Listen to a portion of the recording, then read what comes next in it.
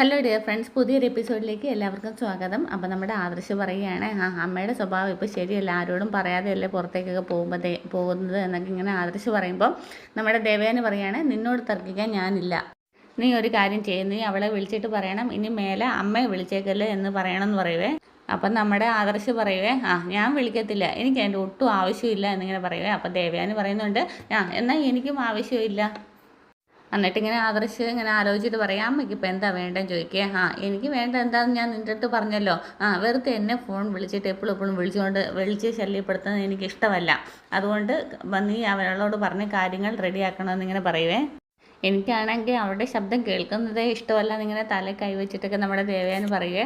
അപ്പോൾ നമ്മുടെ ആദർശ് ഇങ്ങനെ മനസ്സിൽ വിചാരിക്കുകയാണ്, എൻ്റെ അമ്മ എത്ര നല്ലതായിട്ട് അഭിനയിക്കുന്നത്, അതിനെ കഴിഞ്ഞ് നല്ലതായിട്ട് എൻ്റെ ഭാര്യ അഭിനയിക്കുന്നുണ്ട്. അപ്പോൾ നമ്മുടെ ദേവയാനി ചോദിക്കുന്നുണ്ട്, നീ എന്താ ആലോചിക്കുന്നതെന്നൊക്കെ ഇങ്ങനെ ചോദിക്കുന്നുണ്ട്.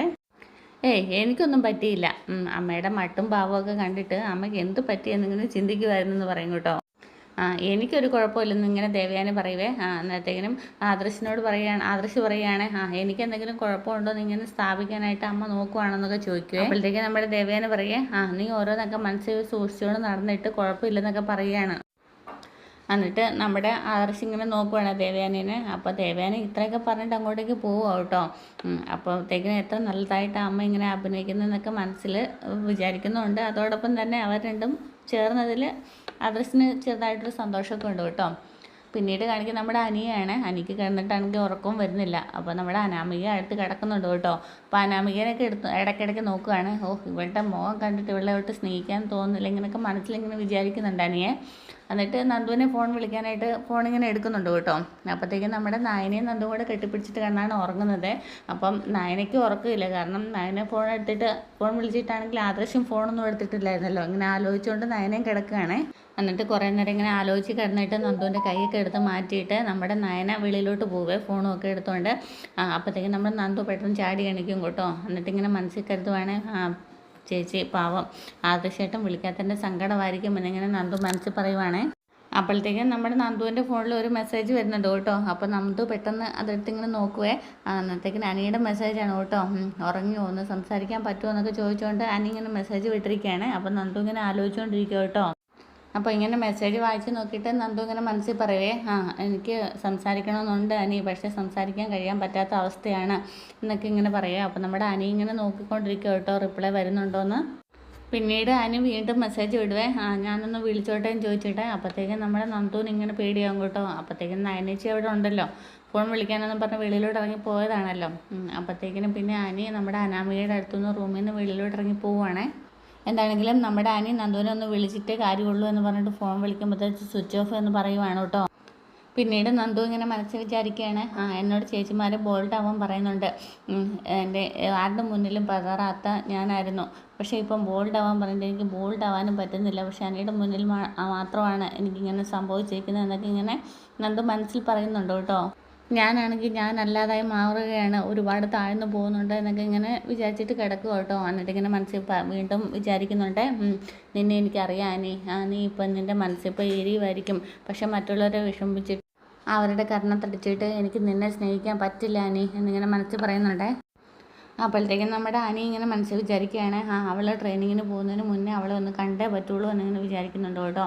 പിന്നീട് നമ്മുടെ കാണിക്കുന്നത് നയനയാണ്. നയന ഇങ്ങനെ ഉറക്കമൊന്നും ഇല്ലാതെ വെളിയിൽ വന്നിട്ട് കസേരയിൽ ഇങ്ങനെ ഇരിക്കുക കേട്ടോ. ആകെപ്പാടെ സങ്കടപ്പെട്ട് വിഷമിച്ചാണ് ഇരിക്കുന്നത്. പിന്നീട് നമ്മുടെ നയനയുടെ ഫോണിലേക്ക് പെട്ടെന്നൊരു കോൾ വരികയാണ് കേട്ടോ. ആദർശാന്നും പറഞ്ഞിട്ടാണ് ഇരിക്കുന്നത്, പക്ഷേ വരുന്നത് നമ്മുടെ ദേവയാനിയുടെ ഫോണാണ്. അമ്മയെ പറയുവേ, അമ്മ ഉറങ്ങിയില്ലേന്ന് ചോദിക്കുവേ. മോൾ ഉറങ്ങിയില്ലേന്ന് ചോദിക്കുവേ. ഞാൻ ആദർശേട്ടൻ വിളിക്കുമെന്ന് വിചാരിച്ചിട്ട് ഞാനിങ്ങനെ എന്ന് പറയുമ്പോഴത്തേക്കിനും ദേവയാനി ചോദിക്കുന്നുണ്ട്, അവൻ ഇതുവരെ വിളിച്ചില്ലേ മോളെന്ന് ചോദിക്കുക. അപ്പം നമ്മുടെ നയന പറയുന്നുണ്ട്, ഇല്ല അമ്മയെന്ന് പറയുന്നുണ്ട്. ആദർശേട്ടന് എന്താ പറ്റിയത് അമ്മ എന്നിങ്ങനെ നയന ചോദിക്കുന്നുണ്ട്. അപ്പം നമ്മുടെ ദേവയാനി പറയുകയാണ്, അവൻ എന്താ പറ്റിയെന്ന് എനിക്കറിയത്തില്ല, ഇതുവരെ അവൻ്റെ മുഖം ഇങ്ങനെ കറുത്തായിട്ട് ഞാൻ കണ്ടിട്ടില്ല, ഇത് ആദ്യമായിട്ടാണെന്നൊക്കെ ഇങ്ങനെ പറയും കേട്ടോ. ഇനി ബിസിനസ് പരമായിട്ടുള്ള എന്തെങ്കിലും പ്രശ്നമുണ്ടോ അമ്മ എന്നിങ്ങനെ നയനെ ചോദിക്കുക. എന്നാലും നമ്മുടെ ദേവയാനി പറയുന്നുണ്ട്, ബിസിനസ് പരമായിട്ടുള്ള പ്രശ്നങ്ങളൊന്നും അവൻ വീട്ടിൽ കാണിക്കാറില്ല, വീട് വേറെ ബിസിനസ് വേറെ എന്നുള്ള രീതിയിൽ തന്നെയാണ് അവൻ പോകുന്നത്. പിന്നെ എന്താ പറ്റിയത് അമ്മ എന്നിങ്ങനെ ചോദിക്കും കേട്ടോ. അതാ എനിക്ക് മനസ്സിലാവാത്തത്, മോള് വിഷമിച്ചിരിക്കുകയല്ലേ, അതാ ഞാൻ വിളിച്ചത് എന്നിങ്ങനെ പറയും കേട്ടോ. അമ്മ പോയി കിടന്നുറങ്ങിക്കോ എന്നിങ്ങനെ പറയാം. പിന്നെ നാളെ നന്ദു പോവുമല്ലേ, അതിൻ്റെ ഒരു വേദന കൂടി ഉണ്ട് എനിക്ക് എന്നിങ്ങനെ പറയുന്നുണ്ട് നയന. ഞാനേ നാളെ രാവിലെ അങ്ങ് എത്തിക്കോളാം മോളെ, വെക്കട്ടെ എന്നിങ്ങനെ ചോദിക്കുക. ശരി പറഞ്ഞിട്ട് വെക്കുവാണ് ഫോണ്. എന്താണെങ്കിലും നമ്മുടെ നയനയും ആദർശും അത് ഭയങ്കരമായ രീതിയിൽ ദുഃഖം അനുഭവിച്ചുകൊണ്ടിരിക്കുകയാണ്. നമ്മുടെ ആദർശാണെങ്കിലും കിടന്നിട്ട് ഉറക്കം വരുന്നില്ല കേട്ടോ. ഇങ്ങനെ തലങ്ങും വിലങ്ങും ആലോചിച്ചും സങ്കടപ്പെട്ടും കിടക്കും കേട്ടോ. നമ്മുടെ നയനയാണെങ്കിലും അങ്ങനെ തന്നെയാണ്. നമ്മുടെ നന്ദുവിനെ കാണിച്ചു കഴിയുമ്പം നന്ദുവും ഉറങ്ങാതെ കിടക്കുവാണ് കേട്ടോ. അനിയാണെങ്കിൽ അനിയും അങ്ങനെ ഉറങ്ങാതെ കിടക്കുവാണ്. നയനെ കുത്തിയിരുന്ന് കരയുന്നൊക്കെ ഉണ്ട് കേട്ടോ. ആദർശം അങ്ങോട്ടും ഇങ്ങോട്ടും വീണ്ടും വീണ്ടും ചെറിഞ്ഞും മറിഞ്ഞും കിടക്കുന്നുണ്ട്. നന്ദു ആണെങ്കിൽ കട്ടിലിൽ നിന്നൊക്കെ എണീച്ച് വന്നിട്ട് നിൽക്കുകയാണ്. നമ്മുടെ അനിയും അതുപോലെ തന്നെയാണ്, റൂമിന് വെളിയിലൊക്കെ വന്നിങ്ങനെ ആലോചിച്ചുകൊണ്ട് നിൽക്കുന്നുണ്ട് കേട്ടോ. പിന്നീട് നമ്മുടെ ദേവയാനിയാണെങ്കിലും അങ്ങനെ തന്നെയാണ് കേട്ടോ. ഇത്രയും നേരം വെളിയിലൊക്കെ ആയിരുന്നു, വന്നിട്ട് ഉള്ളിലേക്ക് കടന്നു വരുവാണ്.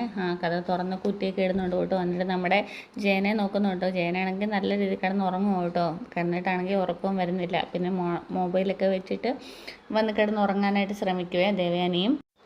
പിന്നീട് കാണിക്കുന്ന നമ്മുടെ നന്ദു കേട്ടോ. നന്ദു ഇങ്ങനെ പോകാനായിട്ട് രാവിലെ ഒരുങ്ങി റെഡി ആയിട്ട് ഇരിക്കുകയാണ്. വാച്ചൊക്കെ കേട്ടുന്നുണ്ട്. അപ്പോഴത്തേക്കും നമ്മുടെ നയന ചായയൊക്കെ ആയിട്ട് വരുന്നുണ്ട് കേട്ടോ. ചായയൊക്കെ കൊടുത്തു കഴിഞ്ഞിട്ട് ഇങ്ങനെ ബെഡ്ഷീറ്റൊക്കെ മടക്കിക്കൊണ്ട് നിൽക്കുമ്പോഴത്തേക്കും നന്ദു നയനോട് ചോദിക്കുന്നുണ്ട്, ഇന്നലെ ചേച്ചി ഉറങ്ങിയില്ല അല്ലേന്ന് ചോദിക്കുക. എന്താ നീ അങ്ങനെ ചോദിച്ചതെന്ന് പറയും കേട്ടോ. അപ്പോഴത്തേക്കിനും അല്ല, ഞാൻ ഇടയ്ക്കൊന്ന് കണ്ണും തുറന്നപ്പോഴത്തേക്കിനും ചേച്ചി അടുത്തെങ്ങും കണ്ടില്ല, അത് പിന്നെ എനിക്ക് ഉറക്കം വന്നില്ല എന്നൊക്കെ പറയുക. ചിലപ്പോൾ നീ പോകുന്നതുകൊണ്ടായിരിക്കും എന്നൊക്കെ പറയുന്നുണ്ട് കേട്ടോ. അതൊന്നും അല്ല കാര്യം. ആദർശേട്ടൻ വിളിക്കാത്തതും വരാത്തതും ഒക്കെ ചേച്ചിക്ക് ഭയങ്കര വിഷമമായിട്ടുണ്ട്. അത് പിന്നെ വിഷമമില്ലാതിരിക്കുമോ? വിഷു കൈനീട്ടം തരാൻ പോലും കൂടെ വന്നില്ല.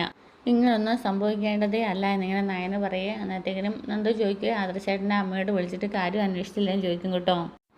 ഞാൻ വിളിച്ചിരുന്നു. ആദർശേട്ടൻ്റെ മാറ്റത്തിലാണെങ്കിൽ അമ്മയ്ക്കും ഭയങ്കര സങ്കടമുണ്ട്, ആളാകെ സീരിയസ് ആണെന്ന് അമ്മയും പറഞ്ഞത് എന്നിങ്ങനെ പറയുവേ. അപ്പം നമ്മുടെ നന്ദു പറയുന്നുണ്ട്, ഇനി അമ്മയും ചേച്ചിയും തമ്മിൽ ഒന്നിച്ചത് ആദർശമായിട്ട് അറിഞ്ഞു കാണുമോ, ഇനി അതിൻ്റെ ദേഷ്യത്തിലായിരിക്കുമോ എന്നിങ്ങനെ ചോദിക്കുവേ. അങ്ങനെ വരാൻ വഴിയൊന്നും ഇല്ല എന്നിങ്ങനെ പറയുവേ. അമ്മ എന്നെ സ്നേഹിക്കാനായിട്ട് പ്രാർത്ഥിച്ച് നടക്കുന്ന ആളാണ് ആദർശമായിട്ട് എന്നിങ്ങനെ പറയും കേട്ടോ. അങ്ങനെയുള്ളപ്പോൾ ഞങ്ങൾ തമ്മിൽ ഒന്നിച്ചെന്ന് അറിഞ്ഞു കഴിഞ്ഞാൽ ഞങ്ങളെ കഴിഞ്ഞ് സന്തോഷമായിരിക്കത്തില്ലേ ആദർശമായിട്ടനെ. പിന്നെ ഇപ്പം എന്താ പറ്റിയെന്ന് മനസ്സിലാവുന്നില്ലല്ലോ ചേച്ചി എന്നൊക്കെ ഇങ്ങനെ നന്ദു പറയുക. എന്നിട്ട് ആ കൂടെ തന്നെ ചോദിക്കുന്നുണ്ട്, ചേച്ചി ആദർശേട്ടനെ വിളിച്ചായിരുന്നു ചോദിക്കുക. അപ്പം പറയും, നമ്മുടെ നയന് പറയുന്നുണ്ട് വിളിച്ചു, പക്ഷെ ഫോൺ എടുത്തില്ലെന്ന് പറയും കേട്ടോ. അല്ല, അതൊക്കെ അവിടെ നിൽക്കട്ടെ, നീ ഇന്നലെ ഉറങ്ങിയില്ലല്ലോ, മോൻ കണ്ടിട്ട് നല്ല ക്ഷീണമുണ്ടല്ലോ എന്നൊക്കെ ഇങ്ങനെ നയന് ചോദിക്കുവേ. ഞാൻ നന്നായിട്ട് ഉറങ്ങി എന്നിങ്ങനെ പറയുവേ. എന്നിട്ട് ഇങ്ങനെ പറയും കേട്ടോ, എല്ലാവരെയും പോകുന്നതിൻ്റെ വിഷമം എനിക്കുണ്ട് എന്നിങ്ങനെ പറയും കേട്ടോ. നീ ഇന്നലെ രാത്രി അനിയെക്കുറിച്ച് ഓർത്തായിരുന്നോ എന്ന് ചോദിക്കുക. അപ്പോൾ ഇല്ലയെന്ന് പറയും കേട്ടോ. എന്നിട്ട് പിന്നെ വീണ്ടും ചോദിക്കുക, അനി നിന്നെ വിളിച്ചായിരുന്നോ എന്ന് ചോദിക്കുക. അത് പിന്നെ ഇങ്ങനെ പറയുക. അപ്പോൾ നമ്മുടെ നയന പറയുന്നുണ്ട്, നല്ലൊരു കാര്യത്തിന് പോകുമ്പോഴത്തേക്കിനും കള്ളം പറഞ്ഞിട്ട് പോകല്ലേ എന്നൊക്കെ ഇങ്ങനെ പറയുവേ. നീ കുളിക്കാൻ കയറിയപ്പോഴത്തേക്കിനും ഞാൻ നിൻ്റെ ഫോൺ എടുത്ത് ചെക്ക് ചെയ്തിരുന്നു. അപ്പോൾ എനിക്ക് മനസ്സിലായി, അനി മെസ്സേജ് വിട്ടതൊക്കെ ഞാൻ കണ്ടു എന്നിങ്ങനെ പറയും കേട്ടോ. എന്നിട്ട് വീണ്ടും നമ്മുടെ നന്ദുവിനെ ഉപദേശിക്കുകയാണ്, നീ അവിടെ പോയി കഴിഞ്ഞാൽ നിൻ്റെ ജോലിയുമായിട്ടൊക്കെ മൈൻഡോട് കൂടി നിൽക്കണം, നീ അനിയെ വിളിക്കാനോ പറയാനോ സംസാരിക്കാനോ ഒന്നും നിൽക്കല്ലേ എന്ന് പറഞ്ഞുകൊണ്ട് വീണ്ടും നമ്മുടെ നയന നന്ദുവിനെ നല്ല രീതിയിൽ ഉപദേശിക്കുവാണ്. പക്ഷേ നീ റിപ്ലൈ ഒന്നും കൊടുത്തിട്ടില്ലല്ലോ, അതിലെനിക്ക് സന്തോഷമുണ്ട്. ഇനി അങ്ങോട്ടും അതേപടി തന്നെ വേണം, എല്ലാവരുടെ ഉപദേശങ്ങളും നിൻ്റെ മനസ്സിൽ തന്നെ വേണം. നീ പുതിയൊരു ജോലിയിലേക്കാണ് പോകുന്നത്, അതും ഉത്തരവാദിത്തപ്പെട്ട ഒരു ജോലിയിലേക്ക്. തിരക്കിലേക്ക് പോകുമ്പോൾ പഴയതൊക്കെ മറക്കണം. നീ കാരണം അനന്തപുരി തറവാട്ടിലൊരു പ്രശ്നം ഉണ്ടാവാൻ പാടില്ല എന്നിങ്ങനെ പറയുവേ. അറിയാം ചേച്ചി, അതുകൊണ്ടാണ് ഞാൻ അവസാന നിമിഷം പോലും ഒന്ന് കാണാനായിട്ട് ശ്രമിക്കാതിരുന്നത് എന്നിങ്ങനെ നന്ദു പറയുവേ. നടന്നതൊക്കെ നടന്നു, ഇനി നിൻ്റെ ഭാഗത്ത് നിന്ന് ഒരു വീഴ്ചയും ഉണ്ടാവരുത്, അത്രേ എനിക്ക് പറയാനുള്ളൂ എന്ന് പറഞ്ഞിട്ട് നയന പോകുന്നുണ്ട്. വീണ്ടും പോയിട്ട് വീണ്ടും തിരിച്ച് വന്നിട്ടൊക്കെ വീണ്ടും നന്ദുവിനെ ഉപദേശിക്കുന്നുണ്ട് കേട്ടോ. അതെ, നീ പോകുന്ന സങ്കടത്തിലാണ് എല്ലാവരും. അതുകൊണ്ട് തന്നെ ഇനി എന്താണെങ്കിലും അനയുടെ കോള് ഒരു പ്രാവശ്യം പോലും നീ അറ്റൻഡ് ചെയ്യരുതെന്നും ഉറപ്പിച്ചൊന്നുകൂടെ പറയുകയാണേ. മനസ്സുകൾ തമ്മിൽ സ്നേഹിച്ചവരാ നിങ്ങൾ. ഇനി മനസ്സുകൾ തമ്മിൽ സ്നേഹിച്ചവർ അകലാൻ ശ്രമിച്ചു കഴിഞ്ഞാൽ അത് പഴയതിനെ കഴിഞ്ഞ് ശക്തിയായിട്ട് വന്നു ചേരും. അതുകൊണ്ട് തീർച്ചയായിട്ടും നീ അതിന് വേണ്ടിയിട്ട് മുതിരരുത് എന്നൊക്കെ പറയുവാണ്. ഇത്രയൊക്കെ കേട്ട് കഴിഞ്ഞപ്പോഴത്തേക്കും നമ്മുടെ നന്ദുവിനിങ്ങനെ ഭയങ്കരമായിട്ട് സങ്കടം വന്നിട്ട് തലയിൽ ഇങ്ങനെ കൈയൊക്കെ വെക്കുന്നുണ്ട് കേട്ടോ. പിന്നീട് കാണിക്കുന്ന നമ്മുടെ ആദർശിനെയാണ്. ആദർശ് ഇങ്ങനെ വെളിയിൽ സിറ്റൗട്ടിലിരിക്കുക കേട്ടോ. രാത്രിയിൽ ഉറക്കമൊന്നും ഇല്ലായിരുന്നല്ലോ. പിന്നീട് നോക്കുമ്പോഴത്തേക്കും നമ്മുടെ ദേവയാനി സാരിയൊക്കെ കൊടുത്തിട്ട് ഇറങ്ങി വരുവാണ്. അപ്പം നമ്മുടെ ആദർശം ചോദിക്കുന്നുണ്ട്, അമ്മ ഇതെവിടെ പോകാൻ ചോദിക്കുക. അപ്പം പറയും, ഞാൻ അമ്പലത്തിൽ വരെ പോകാൻ പറയുവേ. ഇത്ര വെളുപ്പിന് അമ്പലത്തിൽ പോകുന്നതെന്ന് ചോദിക്കുവേ. അതെ, ഇത്ര വെളുപ്പിന് എനിക്കൊന്ന് പോകണമെന്ന് തോന്നിയെന്ന് പറയും കേട്ടോ. എന്നിട്ട് നമ്മുടെ ദേവയാനി ഇങ്ങനെ ആദർശനോട് ചോദിക്കുവേ, ഇത്ര ഇപ്പം നീ എന്താ ഉറങ്ങിയില്ലേ ഇങ്ങനെ ഇരിക്കുന്നതെന്ന് ചോദിക്കുവേ. അപ്പോഴത്തേക്കും ഞാനിപ്പോൾ ഉറങ്ങി എണീച്ചതേ ഉള്ളൂ എന്ന് പറയും കേട്ടോ. അന്നേരത്തേക്കും നമ്മുടെ ദേവയാനി പറയും, ഈ സമയത്ത് നീ ഉറങ്ങി എണീക്കുന്ന പതിവൊന്നും ഇല്ലല്ലോ എന്നൊക്കെ ഇങ്ങനെ ചോദിക്കുവേ. എനിക്കെന്തോ അത്ര ഉറക്കം വന്നില്ല എന്നിങ്ങനെ ആദർശ് പറയുവേ. എന്നിട്ട് നമ്മൾ പറയുവേ കേട്ടോ, ദേവയാനിക്ക് അപ്പോൾ ഇത് കേൾക്കാൻ നോക്കിയിരിക്കുകയാണല്ലോ. അവളില്ലാത്തതുകൊണ്ടാണോ നിനക്ക് ഉറക്കം വരാത്തതെന്നൊക്കെ ചോദിക്കുക. അപ്പോൾ നമ്മുടെ ആദർശ് വീണ്ടും പറയുന്നുണ്ട്, എനിക്ക് അവളില്ലാത്തതുകൊണ്ടൊന്നുമല്ല, ഇനി അമ്മ അതും പറഞ്ഞിട്ട് നിൽക്കണ്ടെന്ന് പറയുവേ. എനിക്കാണെങ്കിൽ ഒരു കുഴപ്പമില്ല, ഇനി ആ പേരും പറഞ്ഞിട്ട് അമ്മ അവളെ പോയി വിളിക്കേണ്ടതെന്നിങ്ങനെ പറയുക. അപ്പോൾ നമ്മുടെ ദേവയാനി പറയുന്നുണ്ട്, ഞാനാണോ പിന്നെ വിളിക്കാൻ പോകുന്നതെന്നൊക്കെ ഇങ്ങനെ ചോദിക്കുവേ. എന്നിട്ട് നമ്മുടെ ദേവയാനി പറയുന്നുണ്ട്, എന്നാൽ അവളുടെ അനിയത്തി ക്യാമ്പിലേക്ക് പോകുമല്ലേ എന്നൊക്കെ ഇങ്ങനെ പറയും കേട്ടോ. അപ്പോൾ നമ്മുടെ ആദർശി ചോദിക്കുന്നുണ്ട്, അമ്മ എന്താ അതിന് യാത്രയ്ക്കാൻ പോവാണോ ചോദിക്കുകയെ. അപ്പം നീ എന്താ അങ്ങനെ പറയുന്നത്, ഞാനോ എന്നിങ്ങനെ ചോദിക്കും കേട്ടോ. നീയല്ലായിരുന്നു ഇതൊക്കെ ചെയ്തുകൊണ്ടിരുന്നതെന്ന് ചോദിക്കുക. ഇനിയിപ്പോൾ ഞാൻ അങ്ങനെയൊന്നും ചെയ്യുന്നില്ലെന്ന് പറയും കേട്ടോ. അപ്പം നമ്മുടെ ദേവയാനി ഇങ്ങനെ തല താഴ്ത്തും കേട്ടോ. അപ്പോഴത്തേക്കും നമ്മുടെ ആദർശം ഇങ്ങനെ ദേവയാനി നോക്കുകയാണ്, അമ്മ എവിടം വരെ അഭിനയിക്കും എന്ന് നോക്കിക്കൊണ്ട് നിൽക്കുക കേട്ടോ. പിന്നീട് നമ്മുടെ ദേവയാനി പറയുന്നുണ്ട്, നീ പറയുന്നതും പ്രവർത്തിക്കുന്നതെല്ലാം രണ്ടും രണ്ടാണ്. നീ അവിടെ പോകാൻ വേണ്ടിയിട്ടല്ലേ അവൾക്ക് പുതിയ വീടൊക്കെ എടുത്തു കൊടുത്തത്. നല്ല സൗകര്യമുള്ള വീട് എന്നൊക്കെ ഇങ്ങനെ പറയുമ്പോഴത്തേക്കും നമ്മുടെ ആദർശം പറയുന്നുണ്ട്, അങ്ങനെ ചില തെറ്റുകളൊക്കെ ഞാൻ ചെയ്തു കൊടുത്തിട്ടുണ്ട്. ഇനി ഞാൻ ഏതൊക്കെയായാലും അതൊന്നും ആവർത്തിക്കുകയില്ല. നീയും അവൾ നമ്മൾ എന്തെങ്കിലും ഉടക്കുണ്ടോ എന്നിങ്ങനെ ചോദിക്കുക. അന്നത്തേക്ക് നമ്മുടെ ആദർശ് പറയുന്നുണ്ട്, അതിനെ പറ്റിയിട്ടൊക്കെ ഞാൻ പിന്നീട് പറയാം.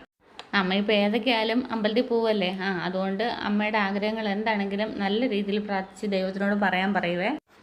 എനിക്ക് പ്രത്യേകിച്ച് ആഗ്രഹങ്ങളൊന്നും ഇല്ല എന്നിങ്ങനെ നമ്മുടെ ദേവയാനി പറയുക. അന്നത്തേക്ക് നമ്മുടെ ആദർശ് പറയുന്നുണ്ട്, അല്ല ഞാനും എന്നാലും തമ്മിൽ പിരിയണമെന്നായിരുന്നല്ലോ അമ്മയുടെ ആഗ്രഹം, എന്നാൽ പിന്നെ ദൈവത്തിനോട് ഞാൻ നല്ല രീതിയിൽ അങ്ങ് പ്രാർത്ഥിച്ചോളാം, അങ്ങനെ പ്രാർത്ഥിക്കാൻ പറയാനെന്നൊക്കെ ഇങ്ങനെ ആദർശ് പറയുവേ.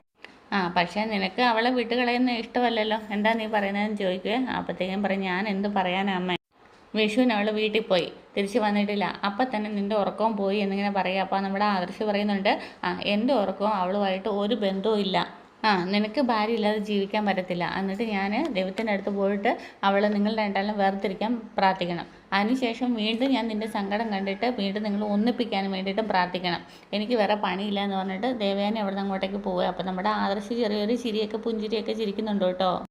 എന്നിട്ട് ദേവേനെ അവിടെ നിന്ന് അങ്ങോട്ടേക്ക് പോകുമ്പോഴത്തേക്കിനും അമ്മ ഇത് എവിടം വരെ പോകുന്നു എന്ന് നോക്കട്ടെ എന്നൊക്കെ ഇങ്ങനെ മനസ്സിൽ വിചാരിച്ചുകൊണ്ട് ഇങ്ങനെ നിൽക്കുകയാണ്. പിന്നീട് കാണിക്കുന്ന നമ്മുടെ കനകയും ഗോവിന്ദനും സങ്കടത്തോടെ ഇരിക്കുക കേട്ടോ. എന്തൊക്കെ പറഞ്ഞാലും ഗോവിന്ദേട്ട അവൾ പോകുന്നതിൽ ഭയങ്കര സങ്കടമാണ് എന്നൊക്കെ പറയുന്നുണ്ട്. സാധാരണ പെൺമക്കൾ കല്യാണം കഴിഞ്ഞ് പോകുമ്പോൾ ഇങ്ങനൊരു സങ്കടം ഉണ്ടാകുന്നതാണ്.